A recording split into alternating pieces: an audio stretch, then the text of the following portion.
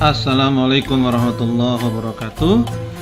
Selamat bertemu lagi dengan channel Manusia Peradaban, channel yang akan mengajak pemirsa sekalian menyelami keadaan sejarah bangsa-bangsa di masa lalu, kemudian mengambil pelajaran penting dari kejadian-kejadian itu untuk kebaikan hidup kita di masa sekarang dan yang akan datang. Pembahasan kita kali ini adalah tentang peradaban Arab kuno yang dihancurkan dan dilenyapkan oleh Allah Subhanahu wa Ta'ala.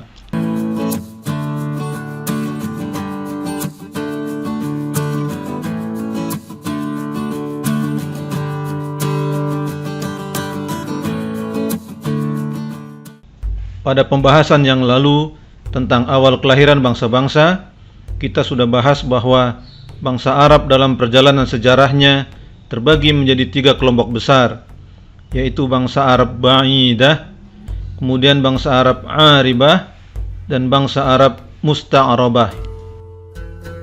Saat itu baru sekilas kita bahas tentang bangsa Arab ini. Akan tetapi pada sesi kali ini kita akan coba kupas lebih dalam dan lebih detail tentang bangsa Arab ini, khususnya tentang bangsa Arab Ba'idah yang sangat berkaitan dengan tema kita kali ini. Bangsa Arab Ba'idah yaitu bangsa Arab permulaan atau asli. Termasuk di sini adalah kaum Nabi Hud atau kaum Ad, kaum Nabi Saleh atau kaum Samud. Kaum Arab Ba'idah sudah tidak ada karena dimusnahkan oleh Allah dikarenakan kekufuran mereka terhadap perintah Allah. Adapun bangsa Arab Aribah yaitu bangsa Arab asli yang merupakan keturunan dari Ya'rub bin Yasjub bin Qahtan, sehingga sering disebut suku Arab Qahtani. Diduga merupakan keturunan dari Nabi Hud. Mereka tinggal di Jazirah Arab bagian selatan di Yaman.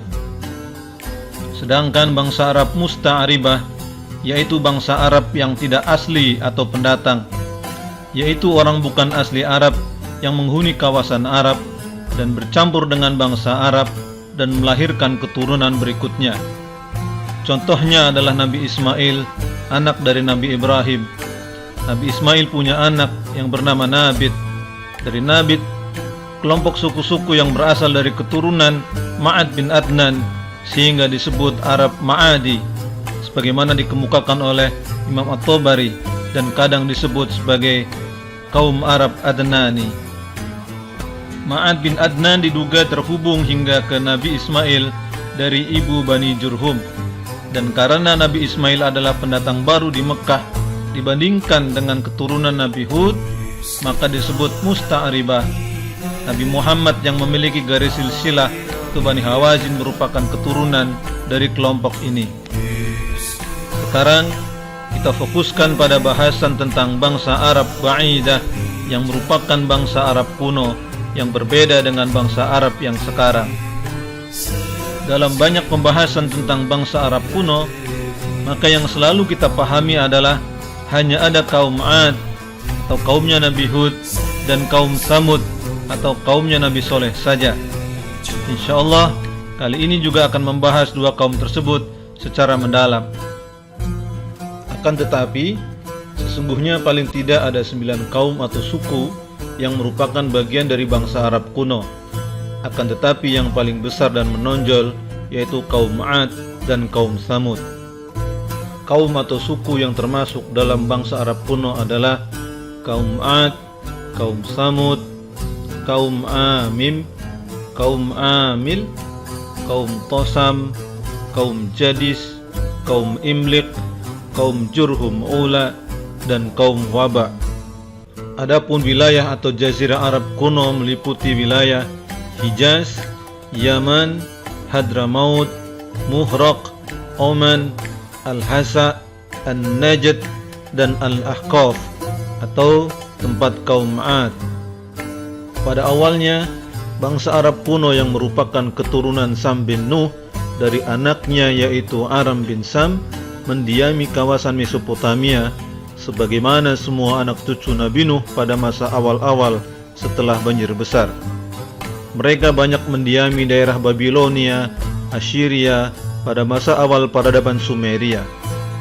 Tapi semakin lama mulai sering ada konflik dengan bangsa-bangsa dari keturunan Ham yang lebih dominan dan lebih kuat di kawasan Mesopotamia awal. Sehingga akhirnya keturunan Aram bin Sam ini bermigrasi ke daerah Jazirah Arab di semenanjung Arabia.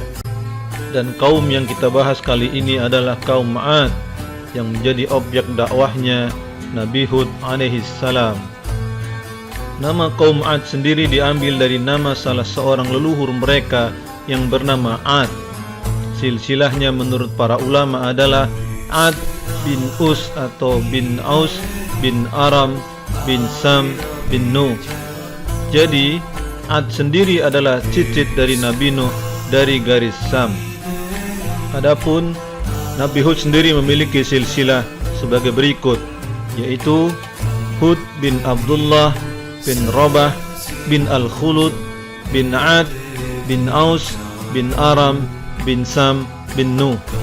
Sehingga Nabi Hud adalah generasi keempat dari 'Ad sebagai nenek moyang kaum 'Ad. Nabi Hud diperkirakan hidup antara tahun 2450 hingga 2320 sebelum Masehi dan menempati daerah lembah Ahqaf sebagaimana disebutkan dalam Al-Quran surat Al-Ahqaf, yaitu sebuah kawasan lembah padang pasir luas di bagian selatan Saudi Arabia hingga ke Yaman di selatan dan Oman di bagian tenggara serta Uni Emirat Arab di bagian timur. Lebih tepatnya diyakini area antara Hadramaut Yaman dan Oman. Ibnu Katsir menyebutkan bahwa kaum 'Ad tinggal di sebuah pegunungan di Yaman, terletak antara Oman dan Hadramaut, di sebuah daratan yang menjorok ke laut yang bernama Asy-Syihr. Nama lembah mereka adalah Mughith. Kawasan padang pasir luas ini sekarang dikenal dengan nama Rub' al-Khali yang juga disebut Empty Quarter. Kaum 'Ad ini disebutkan oleh Allah sebagai pengganti kaum Nuh yang ditenggelamkan oleh air bah. Pada awalnya mereka adalah orang-orang yang beriman dan taat kepada Allah Subhanahu wa ta'ala. Allah berikan kelebihan-kelebihan kepada kaum 'Ad sehingga kemudian mereka mampu membangun negerinya dengan baik dan mendapatkan kesejahteraan yang besar. Kelebihan yang Allah berikan kepada kaum 'Ad adalah berperawakan badan yang besar dan tinggi, sehingga ada yang meriwayatkan bahwa kaum 'Ad adalah manusia berperawakan raksasa, juga memiliki kecerdasan yang tinggi dan pandai dalam mendirikan bangunan-bangunan. Hal inilah yang menjadikan mereka mampu mendirikan bangunan-bangunan yang tinggi, membangun saluran irigasi yang bagus, sehingga daerah yang gersang berubah menjadi subur dan melahirkan kemakmuran. Sayangnya, kemakmuran dan keberlimpahan yang Allah karuniakan kepada mereka menjadikan mereka mulai takabbur. Kecemerlangan yang mereka raih menjadikan mereka mulai membuat saingan-saingan Allah dan merasa memiliki kemampuan setara dengan Allah. Seorang raja dan penguasa kaum 'Ad, yaitu Shaddad bin 'Ad al-Miltat bin Saksak bin Wa'il bin Himyar, sangat berambisi untuk menghadirkan prototipe surga di dunia. Ia pun merealisasikan ambisinya dengan membangun sebuah kota yang dinamai Iram yang mempekerjakan ribuan pekerja. Ia menata kota Iram sedemikian rupa dengan pohon-pohon dan aliran sungai yang dilapisi dengan emas dan perak. Shaddad memerintah rakyatnya untuk membangun kota Iram dengan sangat kejam dan bengis, sebagaimana disebutkan dalam Quran surat Asy-Syu'ara ayat 130. Dia tidak sungkan-sungkan untuk menyiksa dengan kejam terhadap rakyat dan pekerjanya demi membangun ambisinya. Al-Quran menggambarkan negeri Iram yang dibangun Shaddad ini dengan penggambaran terdapat bangunan-bangunan yang tinggi yang belum pernah dibangun bangunan seperti itu di negeri lain sebelumnya, sebagaimana disebutkan dalam Al-Quran surat Al-Fajr ayat 7-8. Juga banyak istana-istana yang megah dan benteng-benteng. Al-Quran surat Asy-Syu'ara ayat 128-129. Dan sebuah negeri yang subur karena memiliki mata air, kebun-kebun, dan banyak hewan ternak.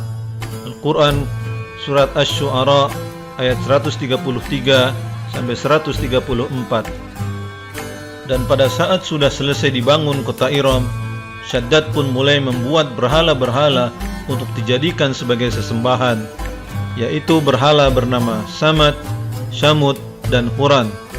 Hal yang kemudian menjadikan Allah mengutus Nabi Hud yang merupakan bagian dari kaum Ad tersebut.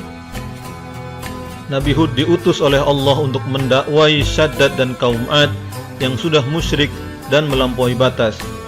Kaum Ad inilah kaum yang pertama kali melakukan kesyirikan setelah banjir besar Nabi Nuh. Selisih waktu sekitar 1000-an tahun setelah banjir besar telah merubah keyakinan tauhid mereka. Dan sebagaimana kaum Nabi Nuh terhadap Nabi Nuh, kaum Ad ini juga menolak ajaran Nabi Hud untuk bertakwa dan kembali menyembah Allah Subhanahu wa ta'ala. Bahkan mereka menantang Nabi Hud supaya Allah turunkan azabnya sebagaimana yang dikatakan Nabi Hud dalam mendakwai mereka. Maka diturunkanlah bencana kekeringan sampai 3 tahun lamanya. Tidak pernah lagi ada hujan dan semua sumber air di kota Iram sudah mengering. Hal yang menjadikan pemimpin dan penduduk kota Iram, yaitu kaum Ad, dilanda penderitaan yang sangat. Ada sebuah riwayat yang menyebutkan bahwa kaum Ad kemudian mengutus 70 orang laki-laki dari kaum Ad untuk mencari bantuan dari kabilah-kabilah di sekitar Jazirah Arab, dan diyakini bisa mendatangkan hujan.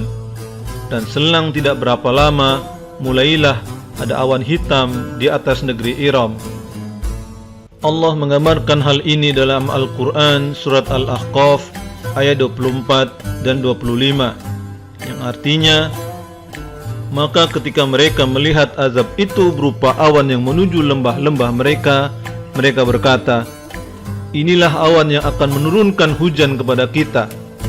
Bukan, tetapi itulah azab yang kamu minta agar disegerakan datangnya, yaitu angin yang mengandung azab yang pedih, yang menghancurkan segala sesuatu dengan perintah Tuhannya, sehingga mereka, yaitu kaum Ad, menjadi tidak tampak lagi di bumi kecuali hanya bekas-bekas tempat tinggal mereka. Demikianlah kami memberi balasan kepada kaum yang berdosa. Disebutkan bahwa kaum Ad ini ditimpa angin topan yang sangat dahsyat selama 7 hari 7 malam dan membawa berjuta-juta ton pasir dari padang pasir di kawasan itu, sehingga kemudian menutup dan menimbun semua kawasan kota Iram dengan penduduknya yang ingkar terhadap dakwah Nabi Hud. Pada awal tahun 1990-an, suatu tim di bawah pimpinan seorang arkeolog amatir sekaligus pembuat film bernama Nicholas Clapp mengumumkan telah menemukan kota purba bernama Ubar yang kemudian diidentifikasi sebagai pilar-pilar kota Iram. Kota Ubar ditemukan 12 meter di bawah padang pasir, yang berarti kota ini terkubur pasir setinggi minimal 12 meter. Adapun Nabi Hud dan orang-orang yang beriman bersama Nabi Hud sudah menyingkir dari kota Iram sebelum azab Allah diturunkan. Mereka pergi menuju negeri Hadramaut, Yaman, sehingga kemudian Nabi Hud dan orang-orang beriman tersebut selamat dari azab yang pedih, sebagaimana disebutkan dalam surat Hud ayat 58, yang artinya, dan ketika azab kami datang, kami selamatkan Hud dan orang-orang yang beriman bersama dia dengan rahmat kami. Kami selamatkan pula mereka di akhirat dari azab yang berat. Selanjutnya, kaum Ad yang selamat karena sedang berada di luar kota Iram saat badai pasir datang, selanjutnya meninggalkan kawasan selatan semenanjung Arabia menuju ke utara, melewati perjalanan yang jauh hingga sampai di kawasan Gunung Atlab di daerah Hijir atau Hegar, sekitar 400 km sebelah utara kota Madinah yang sekarang. Mereka meninggalkan kota Iram dengan semangat keimanan setelah menyaksikan kebenaran dari apa-apa yang sudah dikatakan oleh Nabi Hud. Mereka membangun kembali kehidupan yang sudah Allah hancurkan di kota Iram. Kaum Ad yang selamat inilah yang kemudian mendiami daerah sekitar Gunung Atlab ini di Hijr. Telah beranak pinak dan berganti generasi. Merekalah yang kemudian nantinya dikenal sebagai kaum Tsamud, yang kepadanya nanti diutus Nabi Saleh alaihi salam, sehingga tempat hidup mereka juga dikenal sebagai Madain Saleh. Sedangkan Nabi Hud dan keturunannya yang mendiami Hadramaut di Yaman selanjutnya melahirkan keturunan yang menjadi bangsa Arab Aribah. Kisah kaum Ad ini memberi pelajaran besar kepada kita bahwa seringkali kemajuan duniawi yang didapatkan manusia karena rahmat Allah menjadikannya kufur dan ingkar, bahkan syirik kepada Allah, sehingga Allah utus Nabi berikutnya sebagai pemberi peringatan agar manusia segera kembali kepada ajaran tauhid yang lurus. Nah guys, kisah tentang bangsa Arab kuno yang dihancurkan berikutnya, yaitu kaum Tsamud atau juga dikenal dengan kaum Ad akhir, akan dibahas pada bagian kedua selanjutnya.